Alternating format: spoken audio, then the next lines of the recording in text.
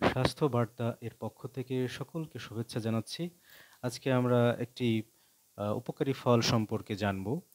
আ সবথেকে আ আলোচিত একটি ফল এবং গরমের সময় সবার প্রিয় একটি ফল তরমুজ সম্পর্কে আমরা কিছু উপকারী দিক সম্পর্কে জানব।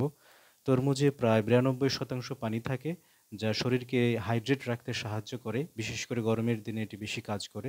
এতে থাকা ফাইবার হজম প্রক্রিয়া সহজ করে এবং কোষ্ঠকাঠিন্য দূর করতে সাহায্য করে। তরমুজে রয়েছে ভিটামিন সি, যা রোগ প্রতিরোধ ক্ষমতা বৃদ্ধি করে এবং সর্দি-কাশি প্রতিরোধে সহায়তা করে।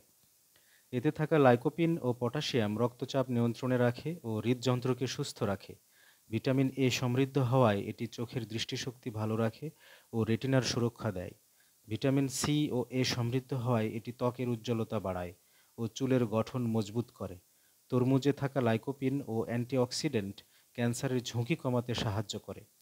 কম ক্যালোরিযুক্ত এবং পানি ও ফাইবার সমৃদ্ধ হওয়ায় এটি ক্ষুধা কমায় ও ওজন নিয়ন্ত্রণে রাখে।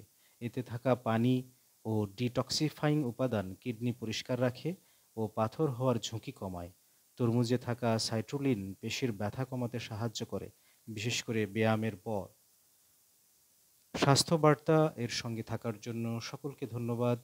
যদি ভিডিওটি পছন্দ হয় এবং সকলের উপকারে আসে তাহলে অবশ্যই সাবস্ক্রাইব করতে ভুলবেন না।